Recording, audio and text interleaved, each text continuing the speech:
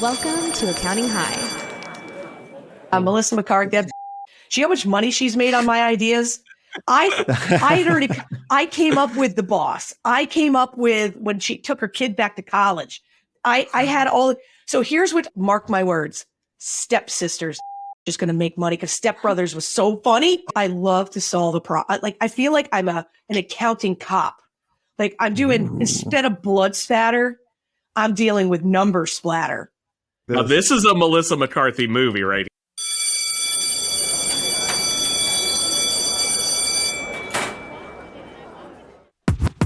Hi, class is in session. It's time for shoperations at accounting. Hi, class is in session. It's time for shoperations at accounting. Hi, class is in session. It's time for shoperations at accounting. Hi, class is in session. It's time for shoperations at accounting. Hi, kids. Do you like operations? It's Wednesday Accounting High, talking systems and processes, talking shop about operational balances, accounting, workbench to workflow challenges, hybrid teams for Pete's sake. I'm trying to manage through screens, but I can't figure out which Zoom window's my next meeting. And Dr. K says, Acuity uses EOS. Entrepreneurial operating system. Well, since 2012, my firm's been in the cloud. Join us as we go deep. I'll try not to run it to the ground. We're sharing profit and loss and managing back office. The tax staff just quit. Tried to hire on LinkedIn, no luck.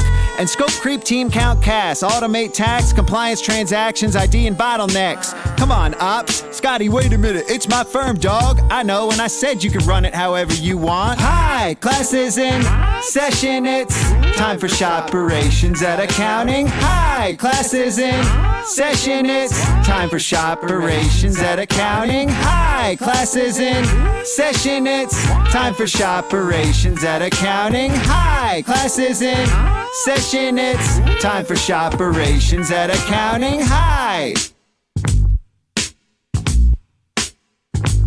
Introducing the star of our show, Scott Scarano and Jason Ackerman.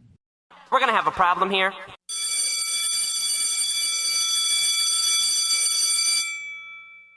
That's cool. So Ackerman, congratulations. Is that your last name? Yes. I love that because that's what people call me, Brolin, for the most part. So I love it. Your team, Brolin. You have a whole team around. Got a whole you. team. Yeah, that is. So You've dope. got like jerseys. If we had a softball team with my team, we would lose by so much. Like it would actually be demoralizing. It would be the opposite of team building. It would be like team destroying. Well, Dawn, where are you located? I'm in Connecticut, Wyndham, Connecticut. Okay, I thought so based on your accent. My accent? I have an accent. I knew you're from the Northeast. You just have that like personality. Connecticut doesn't really have an accent. Like people want to say New England. Does it New England? Like, is that the accent that you give it? No, it's more of the attitude than the accent. It's the "don't fuck with me" attitude, which I love. That's exactly what it is. And Dawn means business, though. Yeah.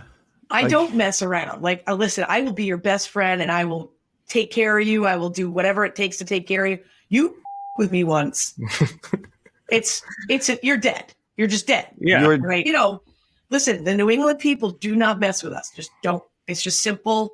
We are the most loyal people, but you just cross that line one time and it's like you're out of the nest. I read this recently. The difference between nice and kind, right? People from the West Coast are nice, but people from the East Coast that we're talking about are kind because they don't you. Like nice is just, oh, this is great. Oh, good job. And you really mean this, like I'm running away. And then somebody else will just tell you how it is. It'll hurt in the moment, but it's kind because it's helping you grow. Exactly. So I think that no bullshit approach is best. Yeah. We're growers.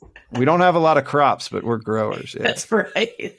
Do you find that your clients have the same attitude that you have? I don't know. Some of them, not many, like a good handful, which I like the direct approach. Like, just tell me what's up. Like if I jack something up or missed a deadline that you asked for something and just like come right at me, guess the first thing I want to do is make it right.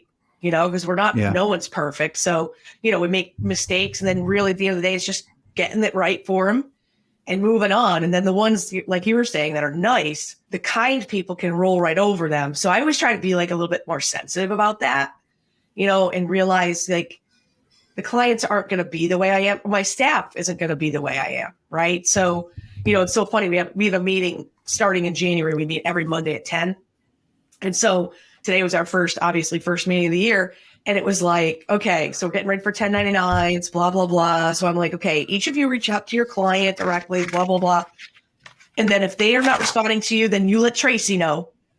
And then if they're not responding to her, they bring in the hammer. And it just, that's how it works, around here. It's like, they know if the client hears from me, they know that they've not done something right. So what do you do if a client continuously doesn't give you hold up their end of the bargain? Yeah, we're firing them. I'm not being a babysitter. I already have 2 kids and a husband.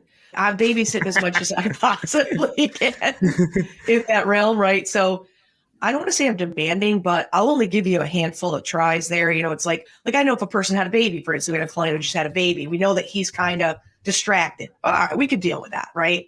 For periods of time, but not through the relationship entirely. You're not allowed to just flake out. And like I said to the team today, I'm like, listen, these people are business owners. They got to be big boys and big girls. Otherwise, go get a job. Like if you can't handle running your business, and we'll do the best we can to support. Well, they'll get fired them. from a job. If they don't respond and they don't get the information they need to get, they're going to get fired there too. So you're almost like, the responsible adult here. We need your information. Give it to us. We just have somebody now. What if somebody paid you up front and they never got you their? Are you going to refund them when you finally don't? Yeah, this is what I'm dealing with right now. Like my management team, I said, you know what? Are we going to really refund them? He's asking for his money back. He's like, you guys haven't done anything, and I'm not going to get it to you. And I'm just like, I don't know how to handle it. I might just keep $2,000 of it and give him the rest. Yeah, just so you have a PIA fee. Everyone should have it. That's it. It's like, they're trying to attach it to some work, but the work was trying to get his for a whole year, right? Yeah, we had a client too. We did a really big job, and he was 5 years worth of books that were done by someone else, but then the QBO file got deleted. Never heard of that before. There was just nothing. They had 4 entities, people being paid in the wrong states, like an absolute train wreck. Like I can't believe that these people are in business, but whatever. So we put people on it. And he sent us 20 boxes.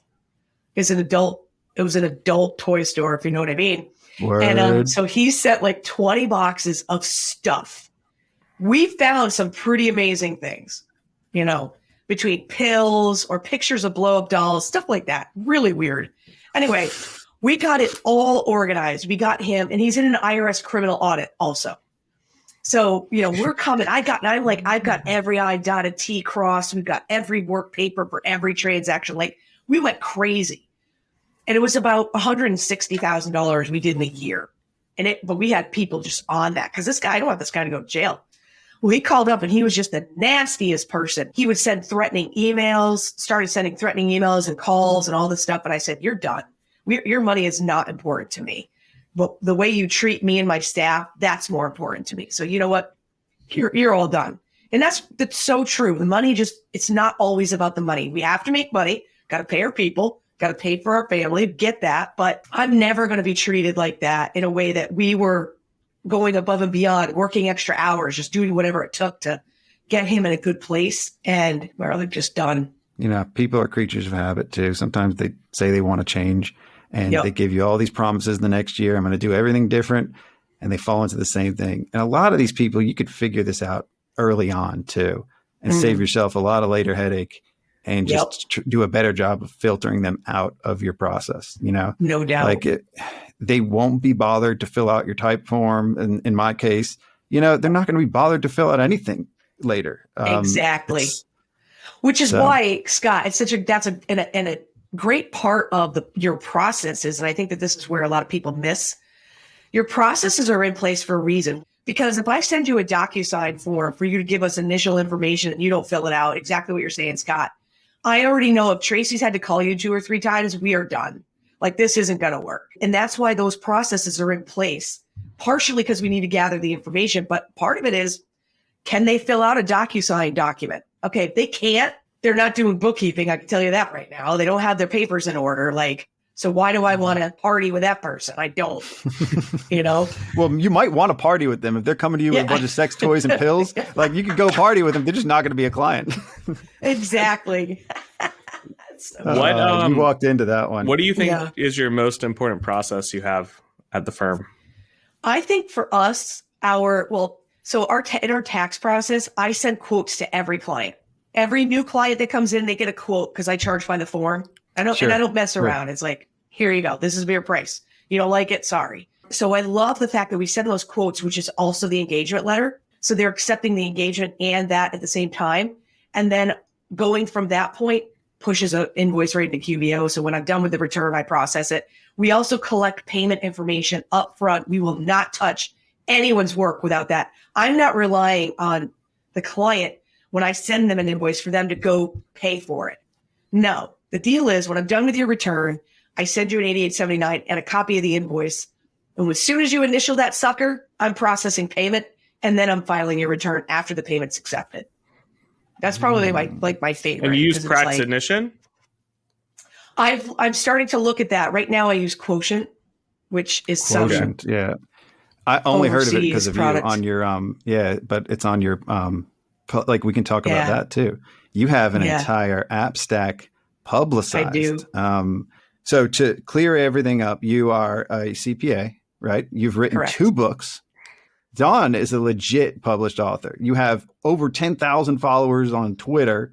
I don't know how many others and other platforms, but Dawn Dawn has a megaphone. Like she's a speaker. Legit celebrity. I think she's a legit speaker before she is a firm owner, but she's also, she's a blue check.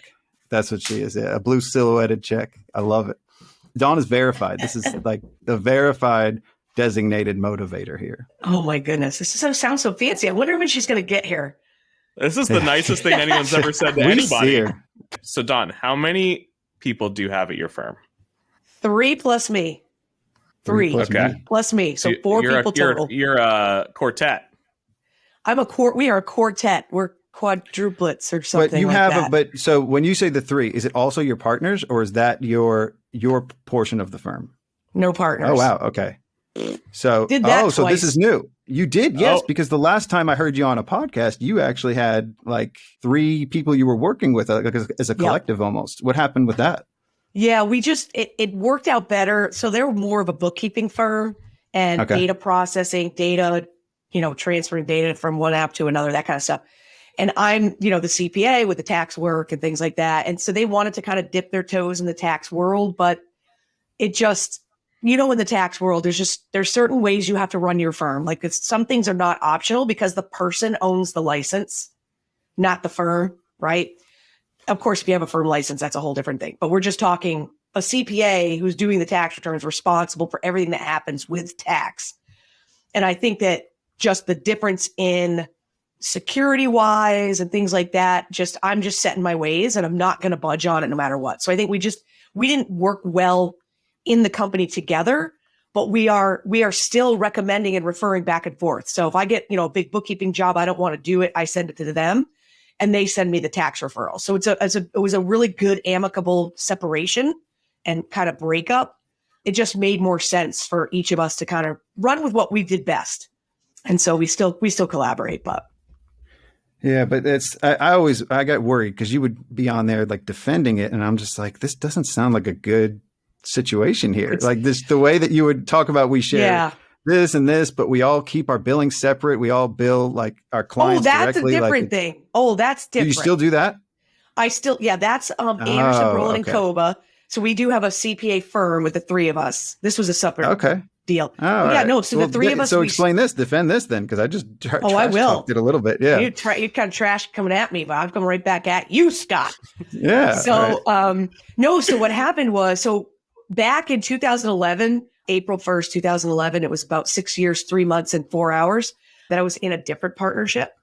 And I walked away from that 6-year commitment. And I learned a lot I learned a lot from the other CPAs in the firm. And that part was good, but I also learned who I didn't want to be at the same time. So when I left that firm, one of my biggest things was I wanted to work remotely because I had 2 young kids at the time. They were younger. And I wanted to be able to do some remote work. And, 2011, it still wasn't popular. You know, you needed to be in the office and blah, blah, blah, whatever. They call you a lifestyle, like a boutique. Yes, exactly. Yeah. You want to have a lifestyle firm? Well, yeah, go off and do that. They're not going to promote that. They're not going to participate in that. And so I said, bye-bye. And I knew, like, so at that point, I went on my own and I wanted to be able to prepare taxes. And a former coach of mine, actually, his brother's a CPA, and we've known each other for a long time. And he said, well, listen, what if you help us with QuickBooks and technology and all this stuff? We'll help you with, as far as, tax, if I have questions, whatever, bouncing off each other. So we joined, we put a firm together, the three of us. We split the costs for tax prep software, the website, this the firm license. I like this stuff. Yeah, this is cool. The insurance, all that we put into this firm, we all contribute it into it. And then we step away and we all share the CERC software. So let's just say I'm having trouble figuring out how to put, I just make it up, a disposal of a property, whatever it may be. Well, you created your own little community of knowledge base and shared resources. And I love that. That's actually, I wasn't even talking about it. I just wanted to hear about it. I didn't know you were not doing it. You are still doing that, which I think am still doing that. Awesome. Yeah. It's like for it's a group of firms, like a group of friends, they could all get together, share resources, because a lot of people don't see that as we're competitors, right? Like, people would see others in a lot of cases. Me growing up, that's what I heard when I talked to other firm owners. They don't want to share information. They don't want to share resources because everybody's a competitor if you're not working at my firm or at my place, right? So I think that's really cool. Yeah, we just decided we wanted to have that collaboration, and I just paid the bill for 2022 tax season upcoming, and it was like between each of us, it was around $4,000 a partner. Everybody just put their money in the kitty, and we're up and running. And I look at it that, hey, listen, maybe I can't do this tax return. Maybe I stumbled into something, and I can send over to Lisa or Keith, say, hey, listen, I've never done whatever this may be. Can you guys help me out? They can jump into the return, finish it for me, even review it. If I'm like, you know what, can you just review this return? I feel like I might have missed something, whatever. And now we have that collaboration and we go back to on our own, and I pay them if they help me with something. I pay them. But that's important too, right? As far as relationships, some people will think they're getting taken advantage of if, one person is being the one-sidedness of that. And so to see that there's a monetary compensation, because everybody's getting paid. We're all doing this for a living too. So it's like, I don't know. It's like, I don't want their advice for free. That's not right. And so we figured out how it works. If it's a quick little question here and there, and we really just work real well together, and everybody's on the same page, and we're all, listen, if I want to work more, I get paid more. If I want to work less, I'll get paid less or whatever. But there's no burden on any one of us to watch each other's work or do any of that kind of stuff. It's like, we're just, and you're doing everything on a fixed fee. That's what you said. Like you're pricing things up front more or less because the services, and it's all comes down to compliance. I think, at least with me, I don't know how you price everything, but it's easiest to price something that somebody has to do and then price it high enough that you can do the stuff that they want to do too. And then, attach it to other products and other things. That makes it easier for you to manage everything you're doing, because if I'm going to do 10 returns, I know how much I'm getting paid for those. I know how much I'm going to make for that. You can dive in and out of the work if you want. It's like seasonality for you. Exactly. And it's like, I love for the fixed fees, like my lowest tax return is $435. I had somebody come in, a new client, last week or the week before, right? For an individual return. Come on. I thought you would do better than that. Well, are you doing that return? That's a W-2 in two states. That's it. You know what I mean? No. Yeah. Well, that's a piece of cake. What's your lowest? $950. Nice. Ooh. I don't. Yeah. As my dad says, we don't pick up our pencil for less than $950. Nice. So, I like it. We don't. We don't have pencils. I wish we did. It's a metaphorical pencil. Okay. Well, it's an Apple pencil. I'm resigned to. It is an Apple pencil. I got a few extras. Anybody wants one? So we're just doing monthly engagements now. I don't even think I'm pricing individual returns on any way. It's just now it's like I see the light. We can work with clients on a much deeper level if we structure it as a year round, so that makes sense. So we've so this client that came in, she brought me, they always have to give me the prior 2-3 year returns depending on what they have. She brings it in. I take a look at the back of it. always look at the invoice. I mean, how do you not look at the invoice? I just am curious how much pain am I going to infuse into this client in the next 5 minutes? And so I looked, the guy's invoice was $170. I'm like, what are you? And the package all stapled together. It's a disservice. It costs them $170 just to do the package. Well, and you know why? Because they handwrite at the top. They have those packets where you write the name and the tax year at the top. Mm-hmm. I'm just like, so I told her, like, we used to have that too. Like at my office, I don't know if we charge $170 for a return, but I know they used to be cheap. I know we used to do a lot of returns. Oof. I mean, how many returns do you guys print? So we don't even have a printer anymore. I don't have a printer or anything. Ackerman, I mean, do you print returns still? I bet you do. You mean client copy? Yeah. I bet you do. Yeah. I think we have 80 to 85% are digital, and then 15% are not digital. I charge $100 for me to print your return. There you go. I love that. I want to establish that. We have a lot of you have get into us. Let's talk about Dawn. Let's talk about Dawn. Or we're talking about running a firm. Yeah. Let's talk about Dawn. I want to know. So your 6-year partnership ended, and you said you learned some things from it. What did you learn from that 6-year partnership? So definitely, I learned how to be a better tax preparer. I was told I would never be a tax preparer. I wasn't smart enough to do it. I learned a lot about myself in that I was like, okay, I know what kind of person I don't want to be. I knew right away, being kind person and with a mixture of some nice is good, but mean and nasty wasn't kind of an area I wanted to dive into. So I kind of stayed away from that little gem. But they did teach me a lot about how to run a firm. I learned a lot from them on, we used to have Monday meetings where we would spend 3 hours chasing accounts receivable. So I knew I was never going to do that again. Literally take the freaking AR, usually 2 pages long, and highlight who's going to call which clients to get paid. Wow. And it's so that hence was my process of getting a payment authorization up front and never chasing money. That wasn't going to happen.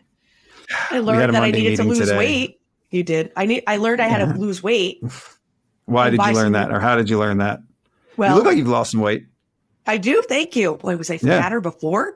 Goodness gracious. This is awkward. You can't say that to somebody without, and I know you're kidding, but it's on the cover of one of the books. You look like you lost weight since you took the picture of the cover of one of the books. I mean, all right. Good for me. I appreciate that, Scott.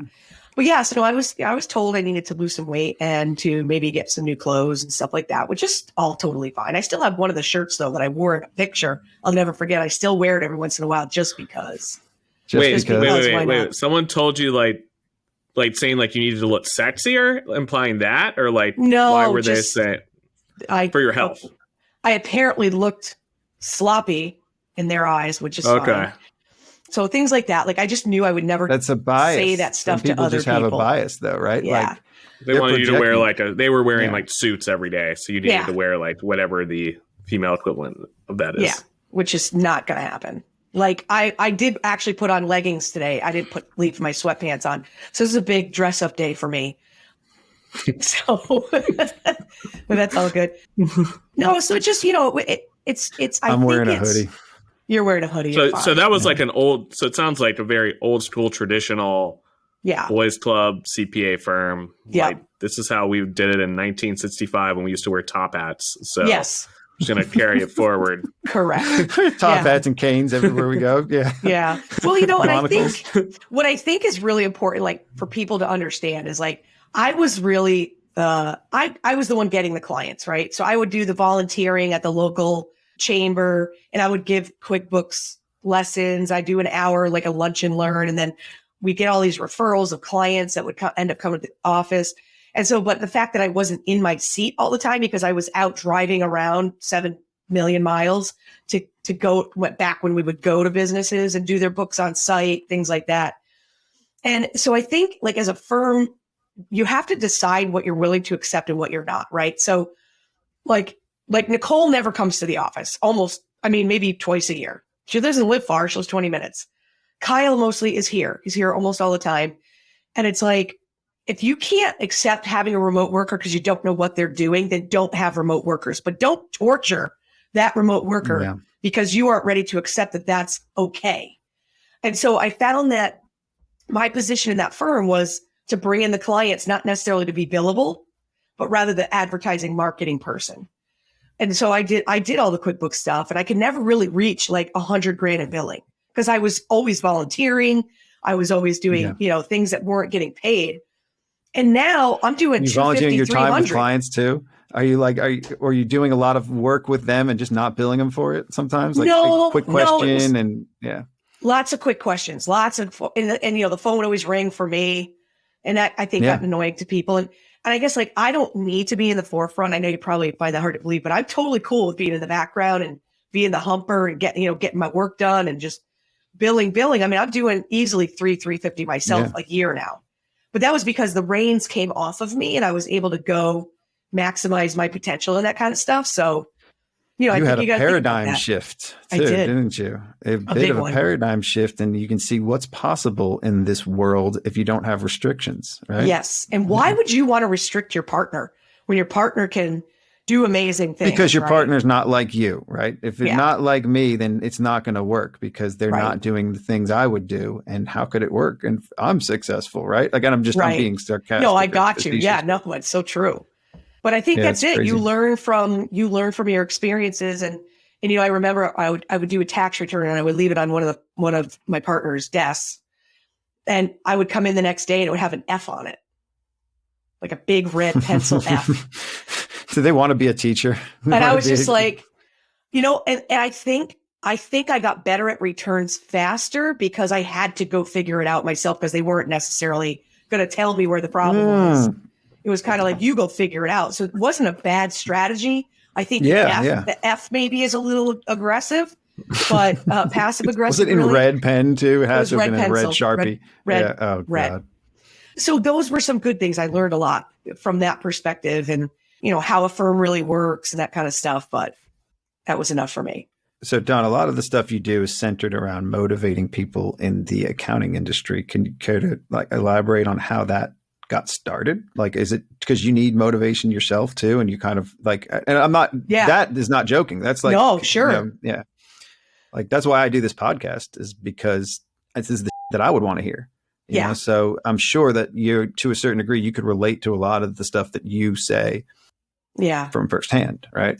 Well, and that's it. It's all, I wrote that book, Designated Motivator for Accounting Professionals, because I saw the pain within the industry, firsthand. Obviously, 2020 was just a wicked year. It was just wicked. And a lot of people got discouraged. The accounting industry really was put under the pressure of something we'd never felt before. I mean, we thought tax season was awful. Like, we've been complaining about tax season forever and how busy it is and working 18 hours a day. And I'm like, I'm not doing that. What are you guys doing? Right. And so I said, I just saw the pain in the other CPAs. Like, I don't know if I want to do this anymore. This is insanity. The expectations that are upon us with the IRS, who's not responding for crap, but they have no problem sending out bills to people, but you call and they can't work with you. They can't process amended returns. So you have frustrated clients. You've got practitioners who are just trying to do their darndest to help the people. And I just watched that. And I said, guys, this doesn't have to be this bad. How come you guys aren't using the technology so that you don't have your butt in the seat for, we don't work 40 hours a week. We just don't, even when it's busy, because we just want to we're just productive. And how we did that was through implementation of various technologies and processes, which we talked a little bit about. And I said, I got to share this with everybody. Like, I don't want, like you were saying earlier, Scott, a perfect comment about people don't want to be in competition with each other. I don't feel like I'm competing with anybody at all. You know why? You're just competing with yourself. I'm always competing with myself. Every day is a competition. Like when you're on Waze and you're driving and it says you're going to get there at 128 and you're like, hell no, I'm going to get there at 123. 127. That's what I get aggressive. It's usually, no, I love that. I mean, my whole thing was, I am a competition. everything is a competition. Absolutely everything is a competition. I did go to the Pats game yesterday. Hello, 50-3, give me a break or whatever. I think it was 50-3, whatever it ended up being. But the numbers got too high. We just couldn't keep adding more numbers onto those scores. Well, you're running laps, right? Like that's not fun anymore. Like you want it to be competitive. That's what a competition's all about, right? Yes, it's no fun. Absolutely. You don't want to just stomp all over your competition. Well, sometimes, but you gotta really, help them out, right? You gotta lend them a hand. And when I talk about that, like if people do see other firms as competition, then at least let it be an even playing field, right? Like, share your knowledge. A lot of people keep their knowledge thought they should keep it as a secret. I don't think that's the common tongue these days. I think commonly people do like to share. Yeah. And I think social media has helped on that. People like you have helped on that. You share, so your app stack too, right? Like, everything you do. I give my pricing list out. My pricing list is dawnbrolin.com. Put in your email address. You'll get the pricing list with a little video explaining why I charge what I charge. Listeners, if you're having trouble with pricing like I am, maybe you should do that. Go grab that list. And for me, disengagement letters. I've got 2 disengagement letters up there because I just started this new community, so I'm launching this month. But most importantly is I put up there, a little new community for people to get in there. Let's start talking. Not a Facebook group. It's going to be an exclusive community. You can join at whatever level you want. On Slack or Discord? No, I'm not sure. That's Gainer's problem. She just tells me what to do. I can talk to her about that. Yeah, you talk to Gainer. She knows what she's doing. 2 cents. Yeah. But it's like a simple disengagement. Oh, we love Gainer. She's awesome. Yeah. I call her the GM. Like you're the DM, you're the designated motivator. I like because it. The initials Gainer Milky, I think she's a general manager. If you had a general manager, she would be your general manager, right? She would totally be. She's awesome. Yeah, she's done amazing things for the community too. I give the content, but she puts it all together and launches it and gets it out there in the right way for people to be able to get to it. And it's, I just see the pain in these, I say smaller firms. I'm sure larger firms have their own pain points are just going to be different than me. I'm a small firm. And it's always people. How do we help? As big as you get, there's always people problems. Oh, always. I was up to 10 at one point and I said, oh my God, this is no. I need runners. I need people who are going to run with me. I cannot, just the babysitting annihilates my soul. My whole entire soul melts. Well, I don't mind teaching. I don't mind teaching. I can relate to you. Helping. I'm at 10 right now. Yeah. I had to let 2 people go because they were not runners. I don't want to say that out loud, but that's I hear you. That's what happened last year. It was tough. And it's doesn't make them bad people. Has nothing to do with that. They're great people. It's just how they're built. Yeah. It's how they're built. And so, I feel like I hired Nicole, who's on my team. I hired Nicole. She didn't have an accounting background, but she was the girl, I could see her work ethic. She wanted to learn. She just was ambitious about stuff. And I don't have to babysit her. And, that's the key to Tracy. Tracy babysits me. That's her role. Right. So she makes sure I'm where I'm supposed to be. And then I'm, if I don't answer an email and somebody's called her, she puts it in my calendar. Say, hey, you got to answer this email. She and I work real well together. We communicate really well because this is another key thing if you got a VA, or if you don't, you're going to get one. One of the key things with the VA is they are the ones client facing, right? So if she's asking me to do something. Your virtual assistant is the client facing person too? Wow. She talks to new client lead. I don't employee talk to anybody. or even just a contractor. She's an employee. Okay, cool. Yeah. And, with her, it's she's asking me to get something done because somebody's calling her numerous times because I'm not doing something. That doesn't make her look good. So I really try to be conscious when she says, hey, did you get to this yet? And of course, I want to say, no, I'm doing 70 other freaking things. Leave me alone. Right. Yeah. But really, I learned that she wasn't doing it to bug me. She was doing it because she promised something to someone. And if I didn't deliver, that makes her look bad. And I was like, I can't have that. So, and I think that sometimes we don't realize, Nicole will ask me a question, whatever, and it'll take me 2 days to get back to her or a week. Now I'm holding her up. And then I'm like, why didn't that get done? Well, because I needed this from you and you didn't get it. It makes sense. And so sometimes I think we think that somebody's on us about something, and it's not really because they're trying to criticize you or get all over you. They just need it done so that they can maybe move on with whatever they're doing. We just need to think about that with our people. I think we all rise and fall on other people's expectations too. And just to point out, everything's trailing down to what does this person expect of me? And if you lay out the expectations clearly in the beginning, then you don't fall into the trap of he said, she said this, and I didn't do this because they were supposed to do it. Right. And they, it's all kinds of things with clients, with life, with employees, so everything. But that's a good point, because that'll get you out of bed. That'll rise and fall of the expectations, like relationships will flounder. What do you think about expectations? For me, it's more about getting productive, getting work done. I mean, obviously success, everybody wants to make money. I can say that we are so efficient that at the end of April last year, we were at $360,000 in revenue with 3 people. And we still didn't work full time. So to me, success, for me personally, right at this point, is my ability to be able to coach softball, spend time with my family, go on my boat. Perfect. This is awesome.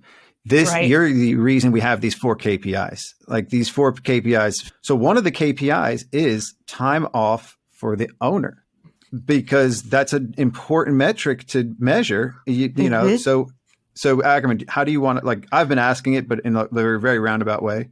Usually I share mine, and then the guest will share theirs. So it's 4 KPIs actually, not 3. One of them is top line revenue, which you've said 350. Well, that was just in 4 months. Oh, that's for 4 months. Yeah, we're at about 750. We'll land around 750 for 2021. Head count, which you've said is 3. You've already given all your KPIs. So 4. 4. Okay, so 4. And then cash to owner. So I'm using profit first. Oh, okay. There you go. That's my next question, because I wanted to actually get into that for, you have a relationship with Mike Michalowitz. Like, Mike's know the him boy. personally. I know. This is so awesome to me. Like, I have 5 of his books in another room. Yeah, he's an awesome guy. You want to hear how we met? I do, but we got to get through these. Yes, KPIs. we want to. Ackerman's Yes, at the edge of his seat here. Yes. But we got time off Ackerman. for owner. this is so good. I know. I feel like I really want to in- hear that. It's like an art installation, and I'm in it. Oh my goodness. We'll get to the KPIs. She set later. up how she's going to tell an awesome story, and you said, "Nah, I'm good. I'd rather ask a weird ass question that no one wants to hear." So yeah, go ahead, Scott. Ask the weird ass Cash question. to owner, Dawn. What's your percentage? Like, would you? I guess would we measure this profitability percentage, or do we measure it just cash to owner? She does profit first. I know where. What we're does at. profit Like, first mean? Just tell us what profit first means. So basically, you take this is the way I approach it. I do 5 buckets. So 10 grand comes in on a Monday into the bank account, right? That needs to be allocated percentage wise between various aspects of the business. Number one, obviously operating. So you've got to have certain amount of operating expense funding available. Debt, if you have debt. So usually I still keep a debt account just in case. I have a profit account, which is an owner pay account. So that's money I get. That's regardless of my payroll. Then I have a payroll account. That's for payroll only. And then I have a taxes account. So I have those 5 buckets, and I say, okay, when 10 grand comes in, I split it this way. 50% goes to payroll because we're 50% payroll. 20% is for operating. I do 10% for debt, 10% for owner, and 15% for taxes. So then your profit is 10%, but then are you also paying yourself too? I'm Are on you part of payroll. payroll? Yeah. I'm a C Corp. I decided to be a C Corp, obviously at 21%. I kind of like that. I don't think about the dividend part of it. Not worried about that. So yeah, 10% goes to owner's pay, which is above and beyond my regular payroll, which is nice. And it accumulates pretty good. You do 360,000. Do you even take dividend parts? Yeah, I know. Do you even take dividends? Not currently. Okay, cool. So what did you pay yourself last year? 150,000. Okay. So you made 225. Yeah. And you were at let's see what that is actually like a perfect. So that's 30%, which is pretty That's pretty almost solid. perfect. Yeah. That is so awesome. So and it's such an easy methodology. Like I had a call with a client last week. He was going to owe $500,000 in taxes. He sucked out $1.2 million of draws out of his S Corp last year. Yikes. Right? Distribution. Yikes. And he paid himself $400,000. So it's not like, he's paying himself, but I'm like, dude, you have no money left. You sucked it all out. How are you going to pay your taxes? So I'm like, dude, you got to at least start with profit first. At least start with a tax account so that you can start putting 10% of your gross income into a tax account. Well, at that level, they can't even over withhold. Like that was always my thing with profit first. Is our clients were at a level where you can just over withhold, and that became part of the profit first methodology for them was Exactly. take a bunch out of your check. Basically, you don't get a check, you take your salary, and then your taxes should be covered. Yep. That was the account. The account was with the IRS, but you can't do that if you're making that much. Like, you got to do some kind of Yeah, he's a wreck. Go ahead, Jason. So, are you happy? You did 750. You're 30% owner. Sounds like you're happy. Is that where you want to be? What's kind of your future goal for your firm? Yeah, so that's a great question. So, of course, I want to set myself up for success for succession planning, right? So I'm figuring 9 more years and then I'm done with the actual practice. And so that's part of the reason why a tech stack's so important, because I could say to you, Jason, hey, you want to buy my firm? Okay, well, guess what? Here's the key. It's a password. And you can get into everything, and everything's there. There's systems in place. You know, there's a procedure book that you can or can't follow, don't care, but you're not going to come to my office. So you're making yourself, attractive to people who either want to buy you, or if there's someone internally that wants to buy it, like you're basically setting something up for you to get a good multiple on your return when you go to sell. Exactly. And you like you kind of have a date, like, okay, 9 years. So like you got to start thinking about selling it 7-8 years from now, because you might need some transition time. So you're really thinking about that, which most firms don't think about. Listen, I'm 51. I'll just put it out there. I'll be 60 years old. My dad, my goal was always 55. That's when my dad retired. He got a golden handshake from Pratt Whitney. So he was retired at 55.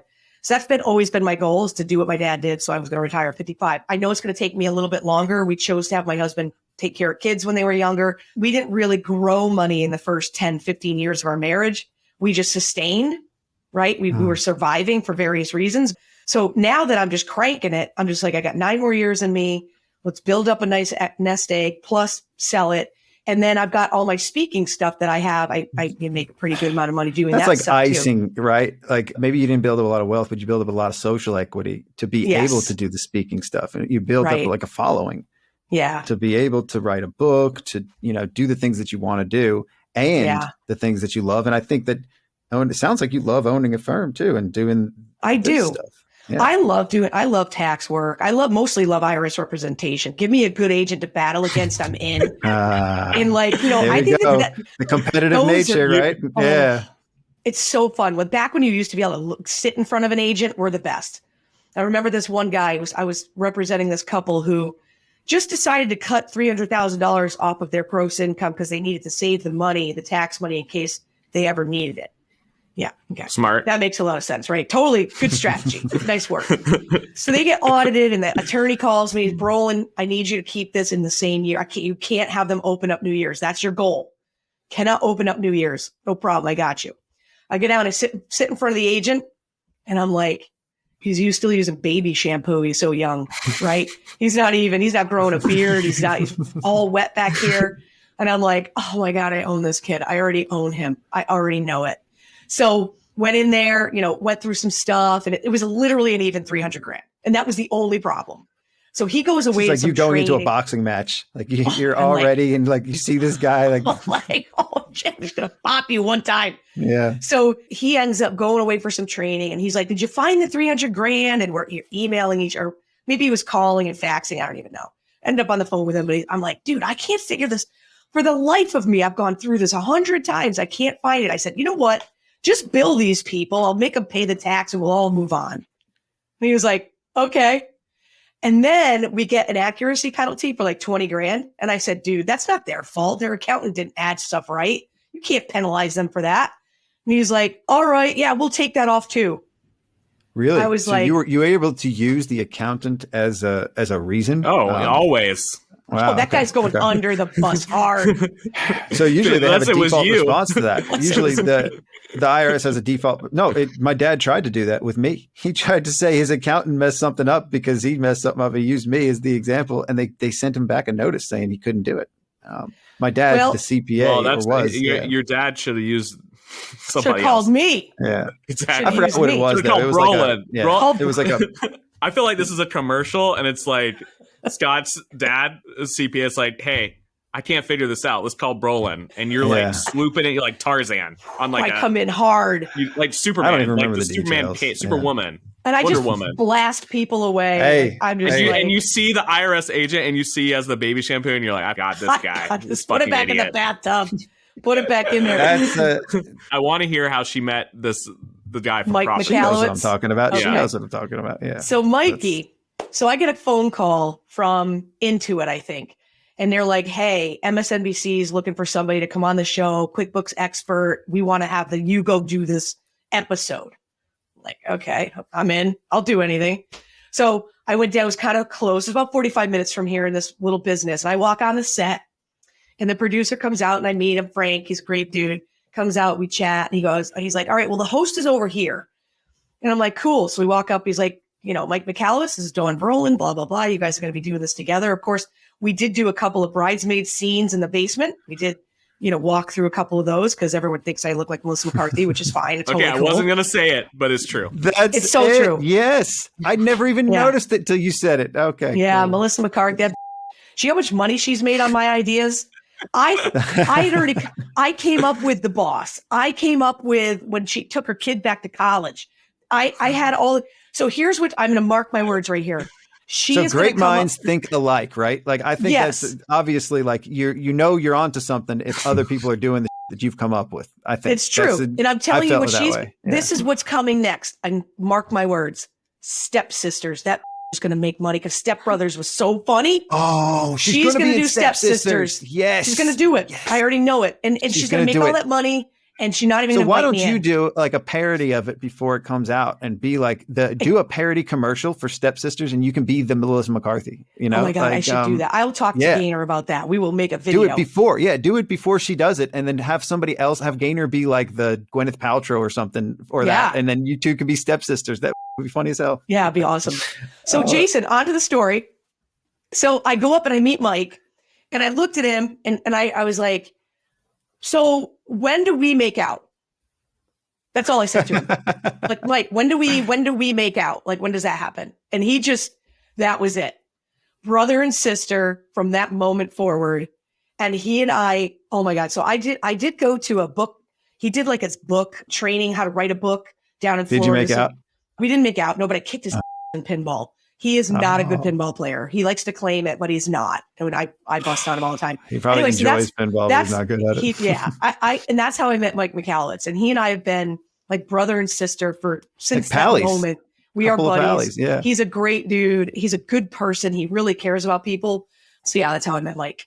So what are you doing to prepare yourself for this 9 years from now? Like what do you see that you need to do so you can get the highest price in 9 years? What's your goal? Definitely make sure I continue increasing my prices every year. That's key because, making $750 this year, I don't want to do the same work and make the same money. I need to make more money. And of course I'm very sensitive to the whole inflation situation that we're in right now. So I don't want to hurt the clients that I have, but at the same time, the work that we do and the on-demand that we are under on a regular basis, there's no reason people shouldn't increase their prices every year. That's just and I'm not saying, jack it up $500, but start to creep. If you're not creeping yet, you better start being creeping. Like it's right. So how much are you going up? For somebody that hasn't done that, I suggest a 20% increase to start at least. Yeah. Across no, the I board, agree. Well, so that's like for me. So we're, if I'm doing a $400, let's say $435, let's do $400 to be easy. We're going up $80. Like that's about a fair increase. And I haven't increased in a couple of years. I haven't increased my fees, and representation's definitely going up because that's what I'm really good at. Like I know I've had 2 clients so far go to jail, all on their own accord. Not my clients. They were referrals. Okay. Let's get that straight. Mm-hmm. But I mean, all the other resolution work that I've done, I've been able to get people out of it because I think it's not only you being smart, it's also being strategic and having a certain personality that can work with these agents. And it's like, I'm going to be their best friend until they become not my best friend. And so, in the first phone call, second phone call, whether you've got somebody that you can't push or someone that you can. So how do you price the IRS representation engagements? All by the hour, because you never know. It's kind of like you buy a house and you go to rehab it. You open up the wall, you have no idea what's inside of it. And IRS representation is that way because you just don't know what they have for information, what they don't have, what kind of So how much are you agent charging per hour? $375, but I'm going to $400 this year. That is so refreshing. You to should hear. be at like 900 I should be at 1,000. at least. Well, no, if you that's went- just refreshing to hear, like that you are charging hourly for some stuff, but fixed fees for others, like that hybrid model. And I'm saying that out loud because Ackerman has said to me all last year, you're tracking time of your people, but you're not billing by the hour. You'll eventually bill by the hour. I think I will for some things. I think we're going to have a hybrid model. Scott's actually regressing. He's like Benjamin Button. Like I don't think I'm regressing. He's going to be wearing a more top profitable. hat. He's going to be wearing a top hat. It's in really about 2 hard to years. price that stuff up front. Like that's the kind of thing that is so hard to price up front. If you don't know the scope and it could be endless. Yeah. You can't just charge too much. You can't charge 10 grand for something that it might not be that much, like it's not fair to the client too. I always take a retainer up front, depending on what type of case. It's always a minimum of $2,500. It's never less than that. It's a minimum of $2,500. Some cases, if it's a criminal case, it's 10 grand right off the rip. And then once they get within like 2 grand, I'm like, I need another 10 grand.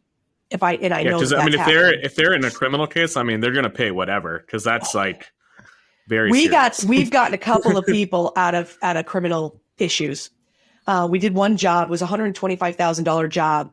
This was back when I had 10 people working for us, but I had like 3 people on this one job. And it really wasn't criminal at all. Sometimes what you're representing somebody that's criminal investigation and they're guilty. Like you just know it. You're like, yeah, you jacked that up, man. Like, hello. And then those that are, they can't, you just can tell that the number one, I had this one with 125 grand. He had loans that he took. We had loan documents and the accountant counted his income. Here's where there's an issue. He charged $1,200 a month. Guy had 21 entities and $1,200 a year, $100 a month per entity, and did the books for all these entities. And it was just all wrong. I mean, all wrong. You get what you pay for. You get what you pay for. And we were like, dude, we will be here. I'm like, you got to pay me every week. Take a retainer up front, but then you got to pay me every single week. The day you don't pay me, my work ends. And that's the deal. And we were just very upfront about it. And that's how you got to be. But yeah, you got to charge by the hour for some of that stuff. You just don't know. Yeah. What do you guys charge for calling the IRS? You got to call those freaking people. All we do is usually put $500. Usually people are paying us an audit protection or something like that, and then we'll just do it. But we're not doing a whole lot of it. Like at least with us, we don't do that much representation because we just don't see it come up enough. People aren't seeking us out for that either. And I think that's you've made a name for yourself. That's like your vertical. That's your niche. Yeah, I love it. The IRS representation. So you're putting ads out for that, I'm sure, or some way. You're. So well, and other practitioners, that's one of the things I tell people. They're like, well, how do I market? How are you doing this? And I'm like, well, number one, I connected with tax attorneys and other CPAs, other certified forensic accountants, certified fraud examiners.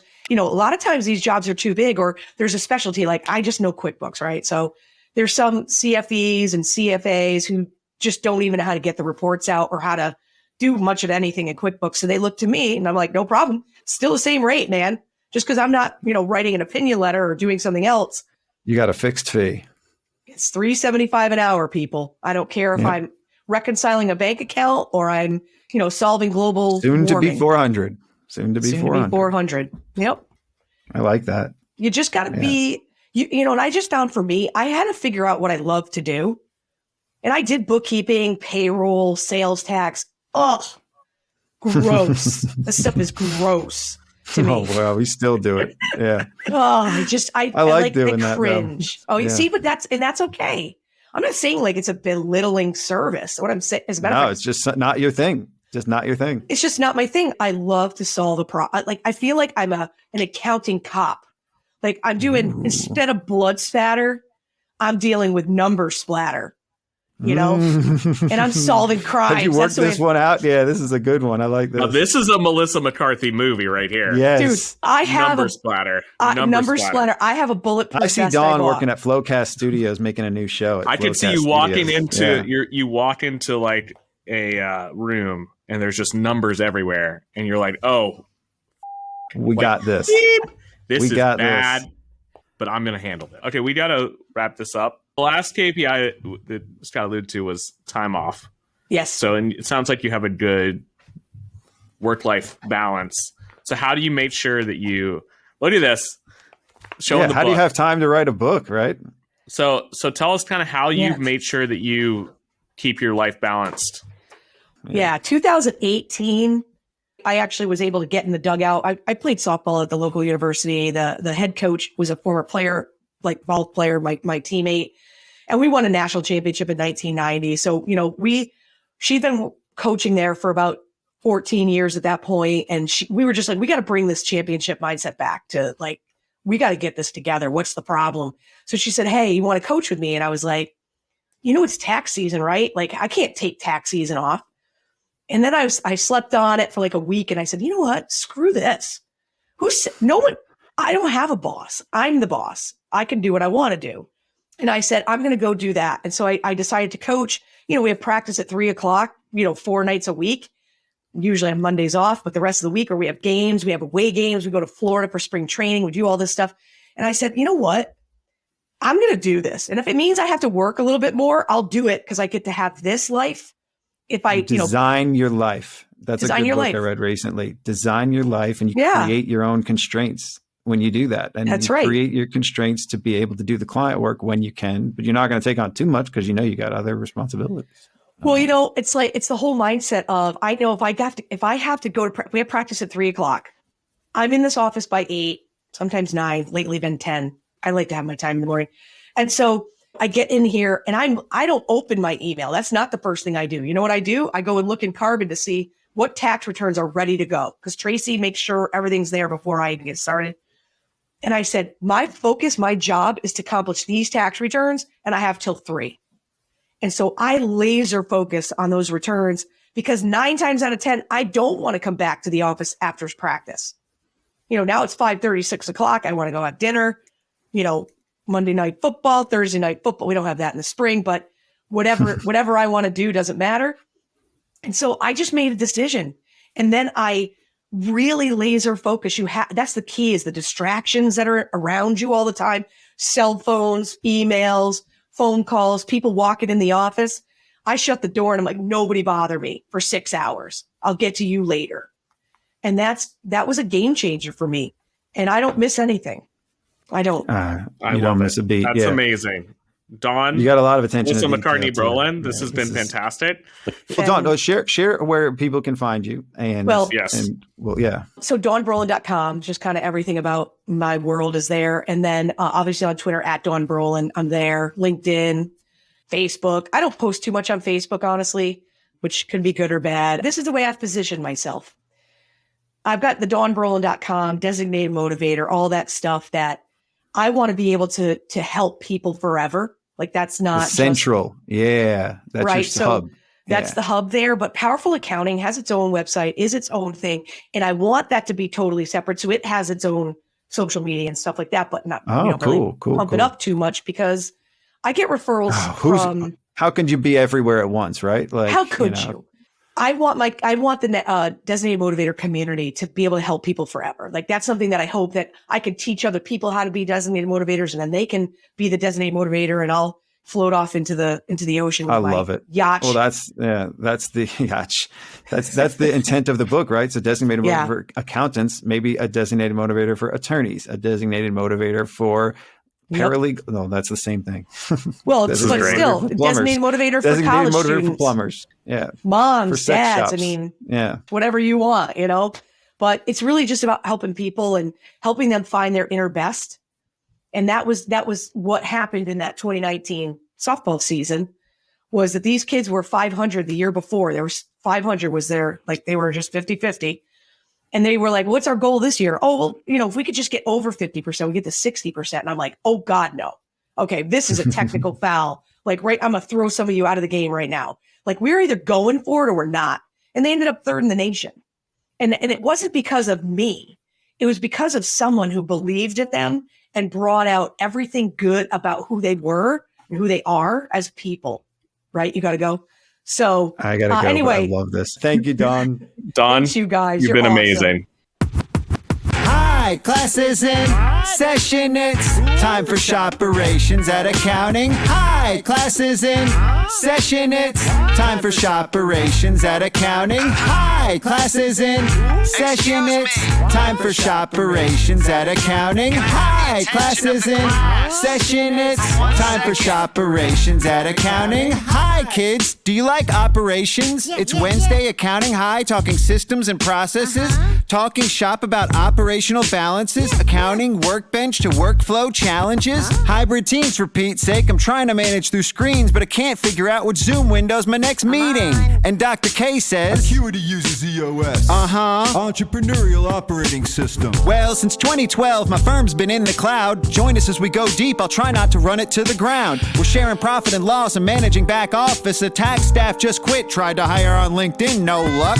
And scope creep, team count, CAS. Automate tax, compliance, transactions, ID, and bottlenecks. Come on, ops. Scotty, wait a minute. It's my firm, dog. I know, and I said you could run it however you want. Hi, class is in session. It's time for shoperations at accounting high. Class is in session. It's time for shoperations at accounting high. Class is in session. It's time for shoperations at accounting high. Class is in session. It's time for shoperations at accounting high.